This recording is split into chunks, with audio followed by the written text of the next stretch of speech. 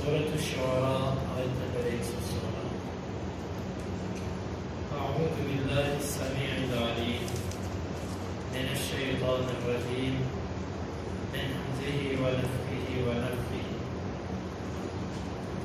قالوا لئن لم تنته يا نوح لتكونن من المرجومين. قال رب إن قومي كذبون فافتح بيني وبينهم فتحا ونجني ومن معي من المؤمنين. فأنجيناه ومن معه في الفلك المشحون ثم أغرقنا بعد الباقين إن في ذلك لآية وما كان أكثرهم مؤمنين وإن ربك لهو العزيز الرحيم. قالوا قوم والوں نے کہا لئن البتہ اگر لم تنتہی تو باز نہ آیا یا نوح اے نوح لتکونن البتہ تو ضرور بے ضرور ہو جائے گا من سے المرجومین رجم کیے ہوئے. قال وہ کہنے لگے نوح علیہ السلام ربی اے میرے رب ان بے شک قومی میری قوم نے کذبون مجھے جھٹلا دیا ہے. فافتح بس تو کھول دے بینی میرے درمیان و بینہم اور ان کے درمیان فتحہ کھولنا یعنی حق واضح کر دے. ونجنی اور تو مجھے نجات دے ومن اور اس کو معی جو میرے ساتھ ہے من سے المؤمنین مومنین. فانجیناہ پس ہم نے اس کو نجات دی ومن اور اس کو معاہ جو اس کے ساتھ تھا فی میں الفل کی کشتی المشحون بری ہوئی. ثم پھر اغرقنا ہم نے غرق کیا بعد اس کے بعد الباقی بعد والوں کو باقیوں کو. ان بے شک فی میں ذالک اس آیہ البتہ نشانی ہے وما اور نہیں ہے کان وما کان اور نہیں ہے اکثرهم ان میں سے اکثر مؤمنین ایمان والے. وَإِنَّا بے شک ربک تیرا رب لہو البتہ العزیز غالب ہے اور رحیم رحم کرنے والا ہے.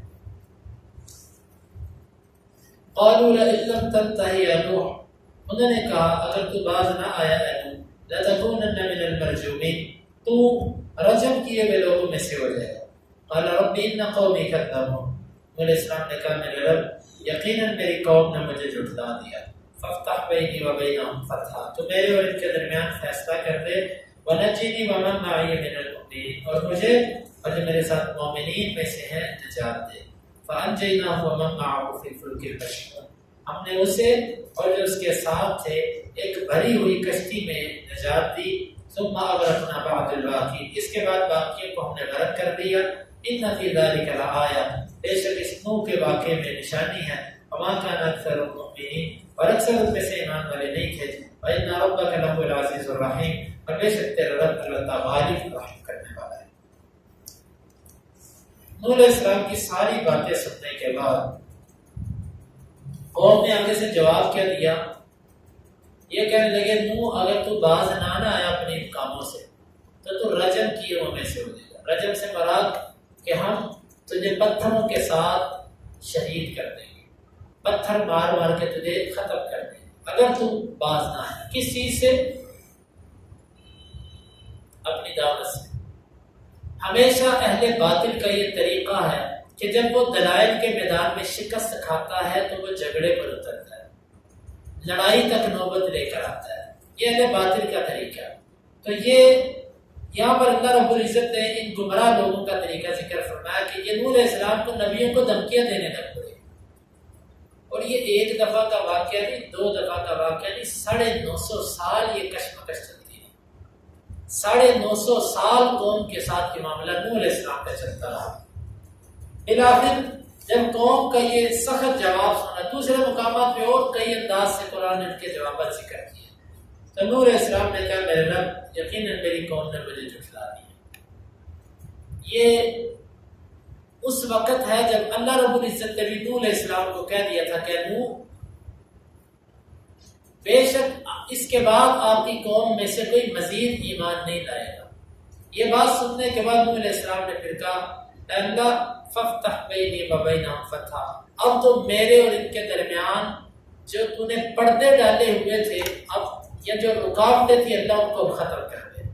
یعنی کہ اب دنیا میں تو فیصلہ کر دے، دنیا میں بتا دے کہ سچا کون اور جھوٹا. ویسے تو اللہ رب العزت نے فتح کا دن یعنی حق اور باطل کے کھل جانے کا دن جو ہے وہ قیامت کا دن رکھا ہے، لیکن نوح علیہ السلام نے دعا کی، اللہ تعالیٰ نے ان کافروں کے لیے دنیا کو فیصلے کا دن بنا دیا. چنانچہ پھر دعا بھی کی وَنَجِّنِي وَمَن مَّعِيَ مِنَ الْمُؤْمِنِينَ، اور مجھے اور مومنوں کو نجات دی. یہ ہوتی ہے انبیاء کی عاجزی، تواضع، انکساری.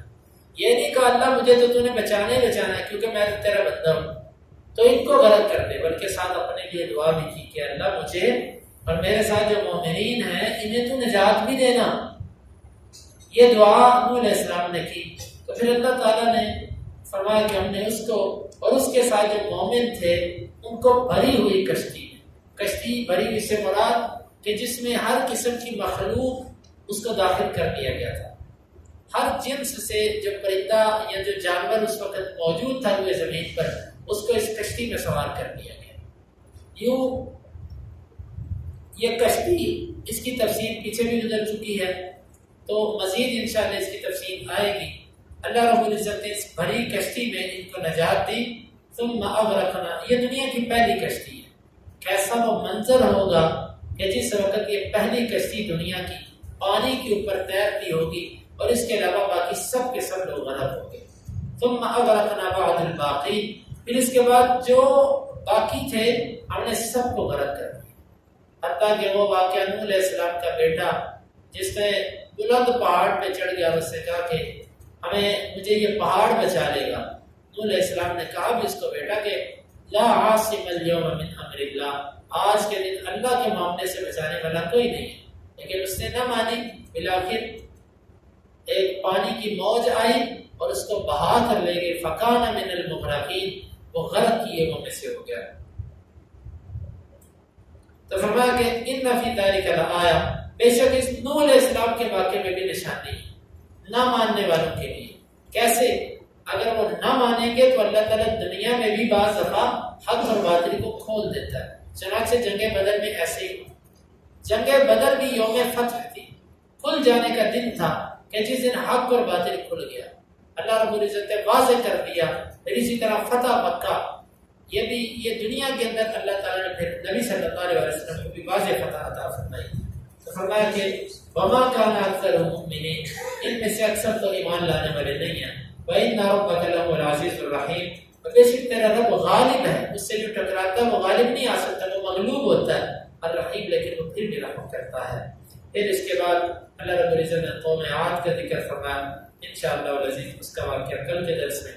اللہ تعالیٰ سے دعا ہے وہ عمل کی توفیق عطا فرمائے. قالوا لئن لم تنتهِ،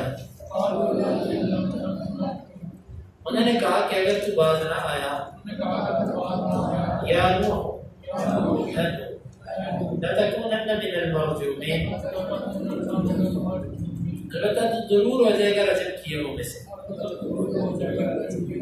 قال ربی، انہوں نے کہا میرے رب، ان قومی کذبون، بے شک میری قوم نے مجھے جھٹلا دیا. فافتح بینی و بینہم فتحا، بس تو میرے اور ان کے درمیان حق کھول دے. ونجنی ومن معی من المؤمنین، اور مجھے اور جو میرے ساتھ مومنین میں سے ہیں ان کو نجات دے. فانجیناہ ومن معہ فی الفلک المشحون، ہم نے اسے اور جو ان کے ساتھ تھے بھری ہوئی کشتی میں نجات دی. ثم اغرقنا بعد الباقین، پھر اس کے بعد ہم نے باقیوں کو غرق کر دیا. ان فی ذلک لآیہ، بے شک اس میں البتہ نشانی ہے. وما کان اکثرهم مؤمنین، اور ان میں سے اکثر ایمان والے نہیں.